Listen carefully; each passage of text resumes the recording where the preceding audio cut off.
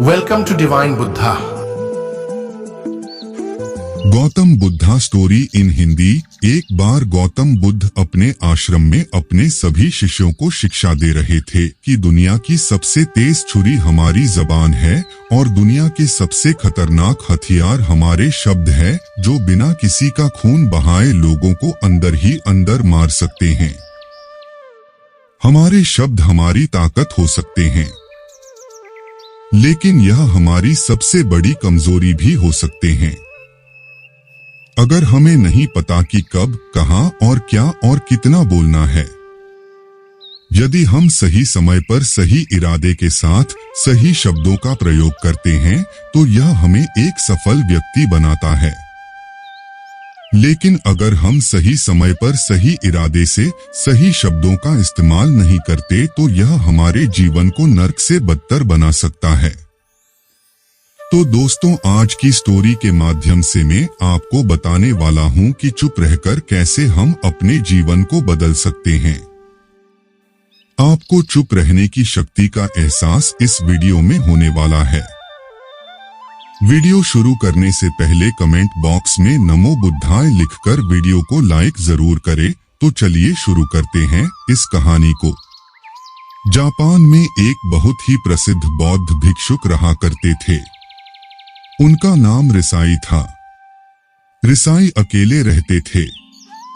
दुनिया के शोर शराबे से दूर जंगल में वो रहते थे और वह बड़े ही ध्यानी और प्रभु भक्त व्यक्ति थे, इसलिए वह पूरे जापान में बहुत अधिक प्रसिद्ध थे।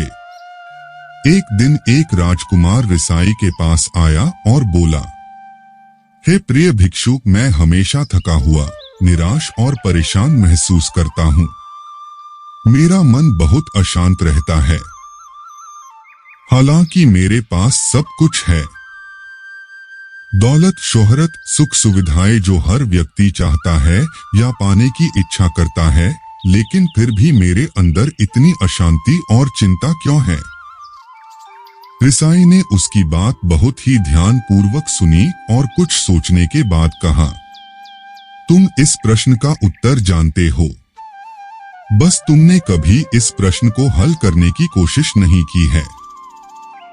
रिसाई ने आगे कहा, मैं एक रिसर्च करना चाहता हूँ, क्या तुम मेरा साथ उसमें दोगे? इस रिसर्च के बाद तुम्हारे जीवन में किसी भी तरह की अशांति और चिंता नहीं रहेगी। ये बातें सुनकर राजकुमार बहुत हैरान था। उसने रिसाई से कहा, बताइए मुझे क्या करना होगा? अपने मन की शांति के लिए मैं कुछ भी करने को तैयार हूँ। राजकुमार की इन्हीं बातों को सुनकर भिक्षु ने कहा, तो फिर आप अगले 15 दिन के लिए मेरे आश्रम में रहोगे और एक सामान्य व्यक्ति की तरह अपना जीवन व्यतीत करोगे और इन 15 दिनों में तुम अकेले और चुपचाप रहोगे, जितना हो सके कम बोलोगे। राजकुमार उस भिक्षु की बातें सुनकर सहमत हो गया।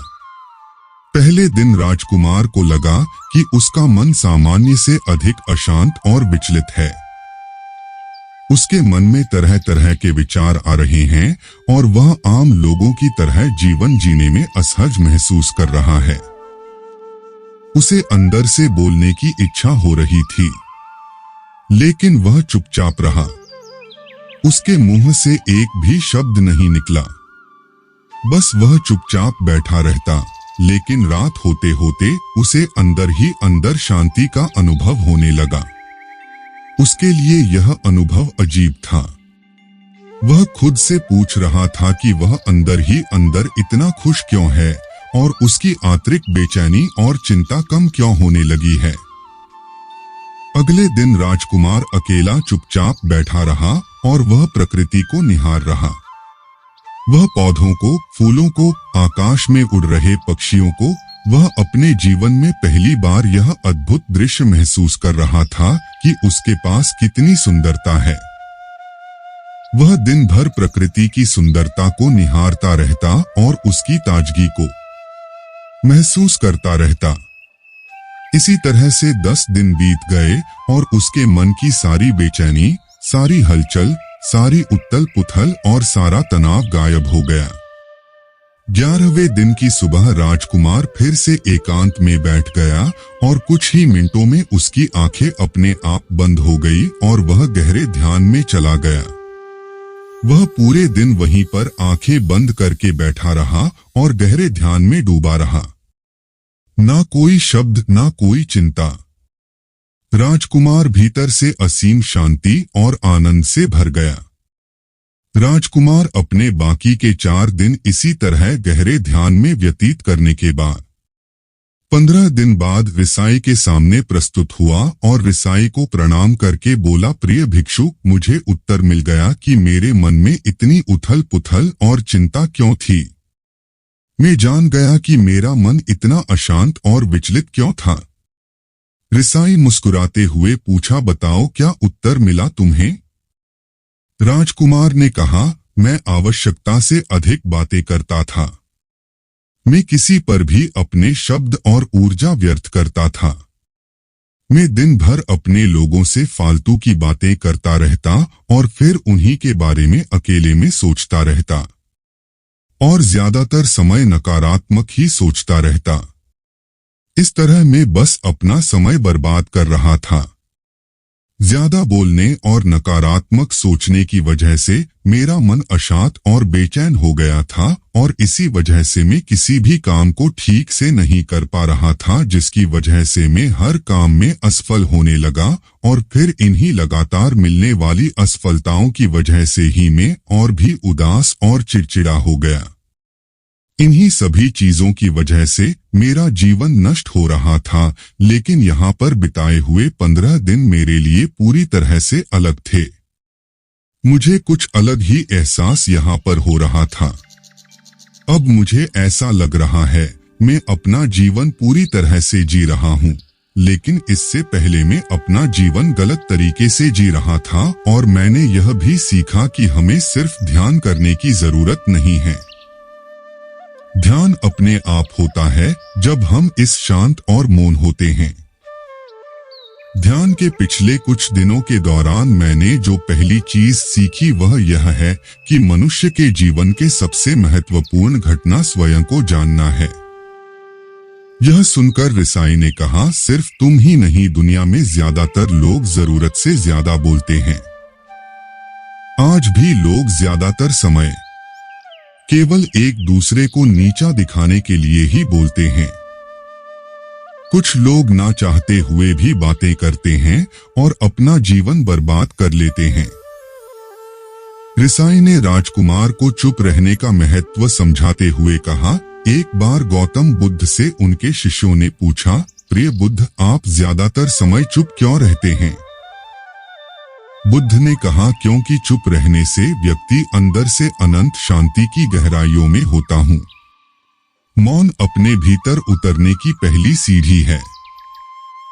मौन के बिना स्वयं को जानना असंभव है। स्वयं को जानने और समझने का पहला नियम है कि मौन हो जाओ, उतना ही बोलो जितना अत्यंत आवश्यक हो। बेफिजूल की बातें करना छोड़ दो। तुम अचानक पाओगे कि 90% से भी ज्यादातर लोग व्यर्थ ही ज्यादा बोलकर अपना समय बर्बाद कर रहे हैं। ना बोलने का कोई भी नुकसान नहीं है, लेकिन यदि आप ज्यादा बोलते हैं तो आप अत्यधिक गलती कर देते हैं। अगर व्यक्ति कम बोलना शुरू कर दे दो, दुनिया की 90% मुसीबतें कम हो जाएगी, झगड़े फसाद कम हो जाएंगे, उपद्रव कम हो जाएंगे, अदालतें कम हो जाएगी। अगर लोग थोड़ा चुप रहना सीख लिए, संसार की बहुत सारी समस्याएं हैं, बहुत सारा उपद्रव सिर्फ बोलने से पैदा होते हैं। सारी बात मीन सीखने की है। जब तुम नहीं बोलते तब तुम एकांत में अकेले हो गए, भरे बाजार में भीड़ में खड़े हो नहीं बोलते, हिमालय के शिखर में पहुंच गए। जिसने मौन की कला जान ली वो भीड़ में भी अकेले होने की कला जान लेता है। वो अपने भीतर ही डुबकी लगाने लगता है। एकांत में तो आदमी स्वर्ग में है, दूसरे की उपस्थिति ही बेचैनी पैदा करती है। पहले तुम्हें चुप रहने की शक्ति को धारण करना होगा।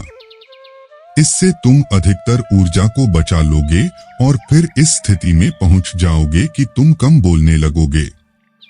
अगर तुम किसी के यहाँ पर जा रहे हो और परेशान हो जाओ तो ऐसे में उचित है कि आंखें बंद कर लो और अपने में खो जाओ।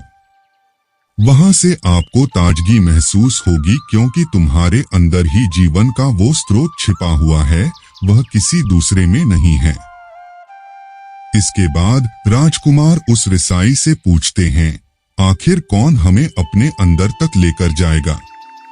ये बातें सुनकर रिसाई बुद्ध कहते हैं, तुम्हें स्वयं ही अपने अंदर उतरना होगा और वहीं से परम राज्य जीवन का आनंद ले पाओगे। आनंद का यहीं से जन्म हुआ है, यहीं से तुम मौत में डूब जाओगे। यही तुम्हारा सूरज उदय होगा और यहीं से अस्त होगा। इसी प्रकार तुम बार बार डुबकी लगाओ। जब भी तुम डुबकी लगाकर लौटोगे, वहां से तुम पाओगे फिर ताजगी भरी जीवन की नई संपदा मिलेगी। इस नई शक्ति के जन्म होने से तुम्हारी थकान गई, उदासी गई, चिंता गई। जैसे कोई स्नान करके लौटता है तो शरीर शीतल हो जाता है, शांत हो जाता है। ऐसे ही जब कोई भीतर से साफ होकर वापस आता है, मौन में स्नान करके लौटता है, तो समस्त अस्तित्व, समस्त व्यक्तित्व शांत और मौन हो जाता है, आनंदित हो जाता है। जब तुम आंतरिक मौन की उस पराकाष्ठा पर पहुंच जाओगे, तब तुम पाओगे कि बोलने से भी तुम्हारा मौन खंडित नहीं होता, वो बना ही रहता है। उसकी एक अंतर्धारा लगातार तुम्हारे भीतर बहती रहती है। तुम बोलते तो हो, तुम शब्द का उपयोग भी करते हो, लेकिन वो तुम्हारे मौन को खंडित नहीं कर पाती। एक बार गहरे मौन में स्थिर हो जाओ, फिर तुम्हारी वाणी में भी मिठास आ जाएगी। तुम्हारा बोलना संगीत पूर्ण होगा, तुम्हारा बोलना सत्य होगा। तुम बोलोगे तो दूसरों पर भी शीतलता छा जाएगी।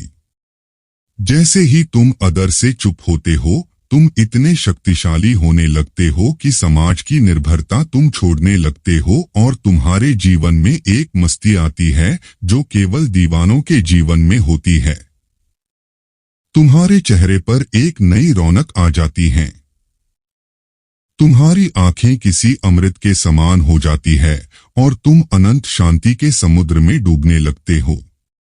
इतना कहकर भिक्षु रिझाई ने अपनी बात खत्म की और वो मौन में चले गए। राजकुमार उनका धन्यवाद कर कर अपने महल में चला गया। दोस्तों, आपने भी अनुभव किया होगा कि बहुत ज्यादा बात करने से दिमाग अशांत हो जाता है, जिससे हम अपने दिमाग पर नियंत्रण खो देते हैं और साथ ही अपना ध्यान भी खो देते हैं। जो लोग बहुत ज्यादा बोलते हैं, उनके पास किसी एक काम पर ध्यान केंद्रित करने की काबिलियत नहीं होती। वो अपने किसी भी लक्ष्य पर पूरी तरह से केंद्रित नहीं कर पाते। अगर हमारा दिमाग एक जगह केंद्रित नहीं है, तो हम जीवन की सच्चाई नहीं समझ पाते और ना ही मनचाही सफलता कभी हासिल कर पाएंगे। इसके अलावा भी आपने देखा होगा कि जो लोग अधिक बोलते हैं, वो अक्सर लोगों के बीच हंसी का पात्र बन जाते हैं, और जो लोग कम बोलते हैं और अपनी बात पर कायम रहते हैं, उन्हें लोगों से सम्मान मिलता है। लोग उनकी बातों को सुनते हैं और उन पर भरोसा भी करते हैं।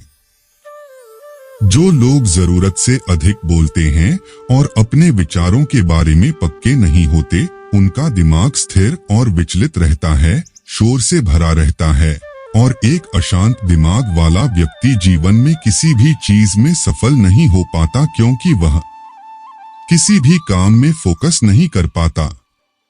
यदि किसी व्यक्ति को यह पता है कि उसे कब, कहां और क्या बोलना है, तो वह व्यक्ति सच में बहुत बुद्धिमान है, और ऐसा व्यक्ति जहां भी जाता है, उसका व्यक्तित्व आकर्षण का केंद्र बन जाता है, और यह जो कुछ भी करता है, उसमें सफल अवश्य होता है। अगर हम किसी महान और सफल व्यक्ति के व्यक्तित्व को गहराई से देखें, तो पाएंगे कि वो कम बोलते हैं और कम से कम शब्दों में अपनी बात खत्म कर देते हैं। वो बोलने से पहले वो चीजों और जिसके बारे में उसे बोलना है उनके बारे में गहराई से सोचते हैं। लेकिन जो लोग बहुत ज्यादा बोलते हैं, बहुत बार वो झूठ भी बोलते हैं और अपनी बातों से दूसरों के मन और विचारों पर कचरा डालते रहते हैं। वह ज्यादातर समय दूसरों की बुराई करते रहते हैं, इसलिए उनके अपने भी उनसे नफरत करने लगते हैं और उनसे बचने की कोशिश करते हैं। हमारे भारतीय उपनिषदों में कहा गया है कि हमारे शब्द वास्तविक ब्रह्म शक्ति हैं। मौन से धैर्य आता है, धैर्य से ध्यान और ध्यान से हम अपने जीवन के बारे में जागरूक हो जाते हैं। इसलिए अगर हम ज्यादा बात करते हैं तो हम मौन को खो देते हैं, जो मन की शांति का पहला स्तंभ है। दोस्तों, आज से हम भी चुप रहने का अभ्यास अवश्य करेंगे।